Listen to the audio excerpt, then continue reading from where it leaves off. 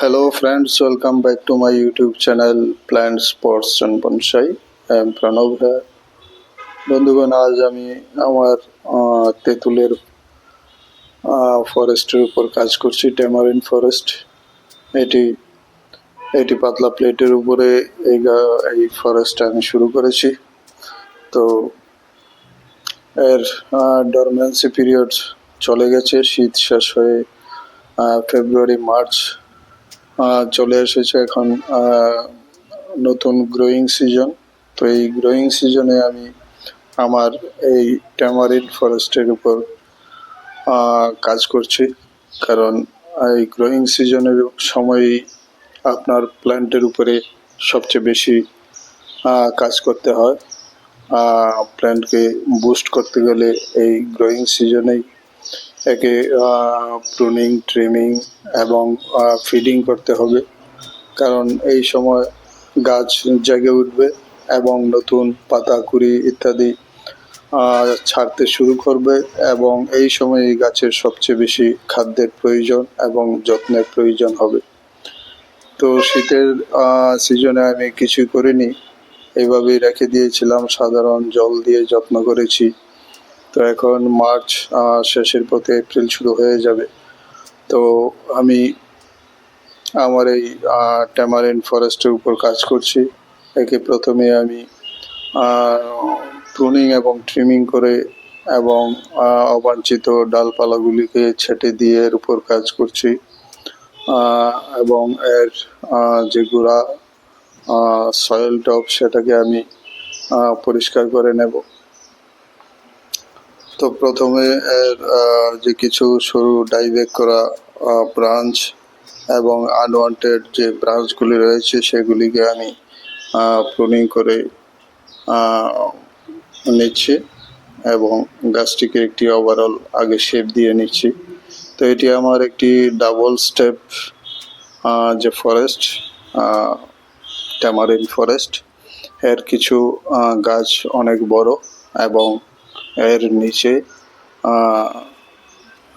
দ্বিতীয় স্টেপের ছোট ছোট অনেকগুলি চারা গাছ দিয়ে আমি একটি ডাবল স্টেপ ট্যামারিন ফরেস্ট তৈরি করছি। তো ডরমেন্সির পরে এই প্রথম কাজ এতে গ্রোয়িং সিজনে। তো বন্ধুগণ, গ্রোয়িং সিজনে যে কোনো গাছকে নতুন করে যত্ন শুরু করতে হয়। এর ডালপালা ছেটে দিয়ে এর যে প্রয়োজন অনুযায়ী সেই কাজগুলি করে নিতে হবে। সেগুলিকে নতুন নতুন ডালপালা বেরোবার সুযোগ করে দিতে হবে। সেই সঙ্গে একে পর্যাপ্ত পরিমাণ খাদ্য সরবরাহ করতে হবে, তাহলে গাছ খুব তাড়াতাড়ি থ্রাইভ করবে, বাড়তে থাকবে। তো সেই কারণে আজ এর উপর আমি কাজ করছি। প্রথমে এর ডালপালাগুলিকে ছেটে নিয়ে একে একে একটি সুন্দর স্ট্রাকচার দেবার চেষ্টা করছি, এবং এর যে গোড়ার মধ্যে অনেকগুলি উইডস তৈরি হয়েছে সেইগুলিকে আমি পরিষ্কার করে নিচ্ছি।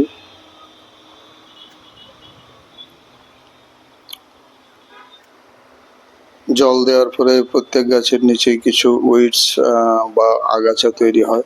তো এগুলি এক ধরনের মসের মতোই, খুব সফট এবং নরম গাছ। এগুলি কিছু সাহায্য করে মাটিটাকে প্রখর সূর্যতাপ থেকে কিছুটা গরম হতে বাধা সৃষ্টি করে, গরম হতে দেয় না, এবং কিছু খাদ্যও সে শুষে নেয়। যাই হোক, এখন গ্রোয়িং সিজন, আমি একে নতুন করে ফিডিং করব, তাই সবগুলি আগাছাকে আমি ভালোভাবে পরিষ্কার করে নিচ্ছি।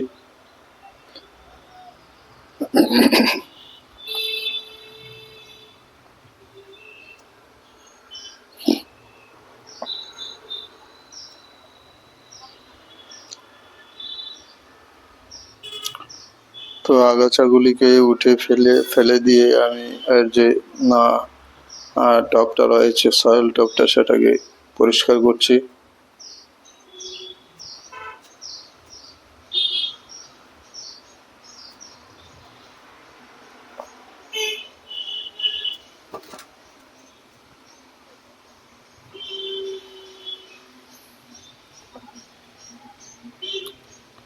এই ফরেস্টটিকে আমি একটি শ্যালো প্লেটের উপরে, কনক্রিটের প্লেটের উপরে একে গড়ে তুলছি।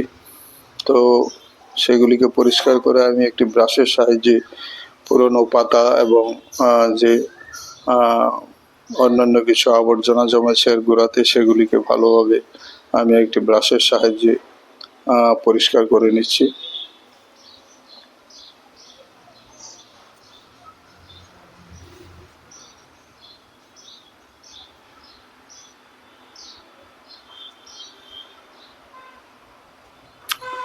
তো গাছকে ফিডিং করতে হলে, অন্যান্য যত্ন করতে হলে, খাবার দিতে গেলে সেটা গ্রোয়িং সিজনে দিলে সেটা কাজে লাগে। শীতের সময় গাছ ঘুমিয়ে থাকে, ওই সময় সার প্রয়োগ করলে বা খাবার দিলে যে রুট রয়েছে গাছের, সেগুলি রেস্ট নিতে পারে না, সেগুলি স্ট্রেস হয়ে যায়। তো তাই শীতের দিনে তেমন গাছের গোড়াতে সার প্রয়োগ করার প্রয়োজন থাকে না। তো এখন গ্রোয়িং সিজন, গাছ জেগে উঠছে, তো এই সময় ওকে পর্যাপ্ত পরিমাণ খাবার দিতে হবে, গোড়া পরিষ্কার করে দিতে হবে, প্রুনিং করতে হবে, ট্রিমিং করতে হবে, প্রয়োজনে ওয়ারিংও করতে হবে যখন যেখানে যা প্রয়োজন, এবং প্রচুর যথেষ্ট পরিমাণ খাবার দিতে হবে। তো যেহেতু এটি পাতলা শ্যালো একটি প্লেটের উপরে, এর মাঠে আমি বেশি খোঁড়াখুড়ি করতে পারবো না। তো আমি একটা খাবারের আস্তরণ, সয়েল মিক্সের আস্তরণ এর উপর ছড়িয়ে দিচ্ছি এইভাবে। এর সঙ্গে আমি কিছু কোকোপিট, তারপর জিপসামের গুঁড়ো, জিপসাম রকের গুঁড়ো এবং অন্যান্য জৈব সার দিয়ে এটি তৈরি করেছি। কিছুটা কোকোপিট মিশিয়েছি যেন ময়েশ্চারটা দীর্ঘক্ষণ একটু বজায় থাকতে পারে, সেজন্য। সেই সঙ্গে আমি পচা পাতা সারের যে মোল্ড, সেগুলিও মিশিয়ে দিয়েছি এবং একটি যথেষ্ট ভালো মানের যে পটিং সয়েল তৈরি করে এর উপরে আমি দিয়ে দিচ্ছি।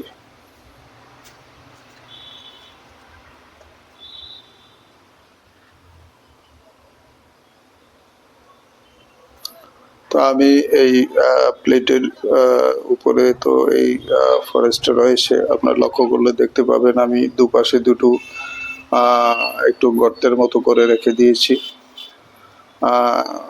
পটের ডান পাশে এবং বাঁ পাশে একটু মাঝখানে একটু গর্তাকার, অর্থাৎ আমি এটাকে খুব উঁচু করে নিই, মাঝখানটাকে একটু নিচু করে আমি পটিং সয়েল দিয়ে দিচ্ছি, যেন আমি জল প্রয়োগ করলে সেই জল, কিছু পরিমাণ জল পটের মাঝখানে আটকে থাকবে এবং ধীরে ধীরে মাটির গভীরে চলে যাবে। এটা সম্পূর্ণ যদি আমি মাঝখানটাকে উঁচু করে রাখি, তাহলে জল দিলে সেই জল সঙ্গে সঙ্গে গড়িয়ে পটের বাইরে চলে যাবে। যেহেতু এটি একটি শ্যালো পট, তাই আমি একটু মাঝখানে দুদিকে একটু একটু গর্তের মতো করে রেখে দিয়েছি সেই জলকে আটকানোর জন্য।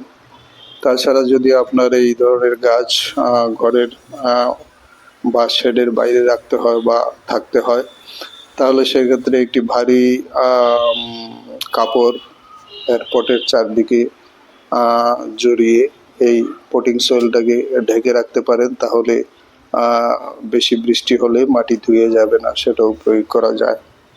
তো এইভাবে আজ আমি আমার ডাবল স্টেপ ট্যামারিন্ড ফরেস্টের দেখভাল করে নিলাম।